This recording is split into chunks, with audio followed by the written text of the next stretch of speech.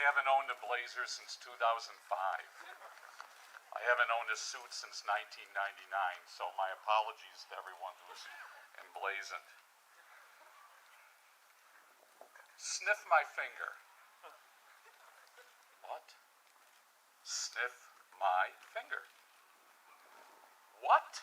Oh, sit down. Why should I? How long I can keep that up?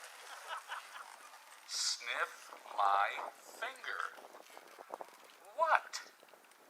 This is how a conversation began a number of years ago in room 218, first period, with the first student coming into AP World. He wanted me to sniff his finger. And when I said no, he appeared genuinely hurt. So he stood at the entrance to 218 with his finger out, and as everyone came in, he just said, "Sniff my finger." And every student sniffed his finger and then sat back down.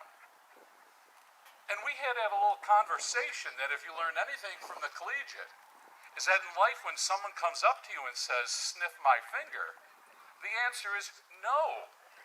No, you don't sniff his finger. Now it turned out that he had a brand new hand sanitizer that smelled like chocolate, but he never said that at all.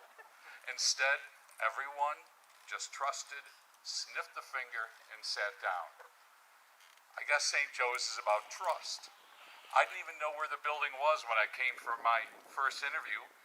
I had quit my job at O'Hara to go back to grad school. I wasn't looking for anything permanent. I just wanted some money for the following summer. That was 26 years ago. Grad school's gone kaput, but stayed at St. Joe's. But people then and people today still say, "Well, all guy, what's it like? What's St. Joe's?" And it's so hard to describe. How do you explain to somebody, "Sniff my finger"? You guys would understand, but outside people wouldn't. But St. Joe's was also going on tour with Swing Choir to Boston to watch the guys perform for the Shriners Children's Hospital. And watching one of our guys, big, tall swing choir guy, hold his sick little baby in his arms, slowly rocking back and forth while singing a lullaby. See, that also turned out to be St. Joe's. I guess that's compassion. St. Joe's also, though, my first month, when still trying to figure all this out, was having to go into the John and hearing a conversation going on in the stalls that was quite rambunctious, because stall 1 was having trouble with his math homework, and stall 3 was trying to explain it.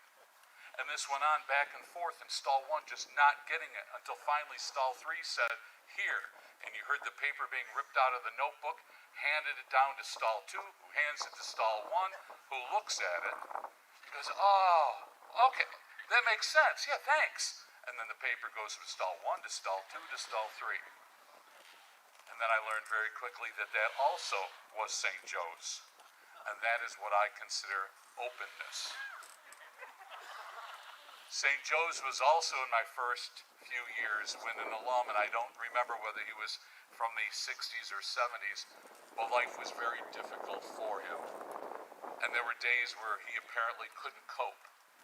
So we'd see him wandering the halls of the school, because when life got too difficult, the place he felt safe at still was St. Joe's, where he came home. So for many of us, St. Joe's will always be home. St. Joe's was also helping out the then swim moderator, Ken Kalinowski, who's now Brother Ken, I believe, in Michigan. And this is back in the day when there weren't mini buses, there were just the school vans, and he would explain to the swim team over and over and over again, "You represent the school. The name is on the van. You are St. Joe's, so be careful how you handle yourself."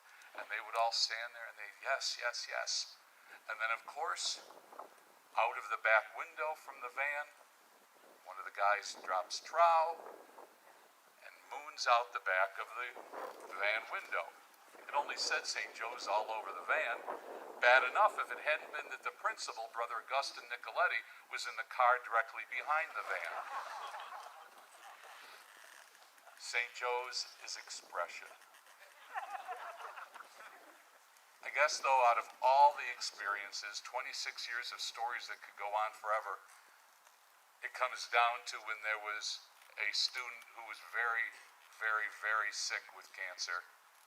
And all he wanted to do was to be here with his friends. And there were days where he couldn't and days where he could.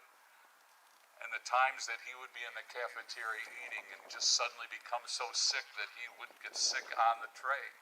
And his friends quickly would stand up and form a barricade around him, shielding him from other people staring. And they'd help him clean up and take him to the nurse. Because at the end, out of all these stories, it really is about brotherhood. Unless you live it, you really don't understand what it is.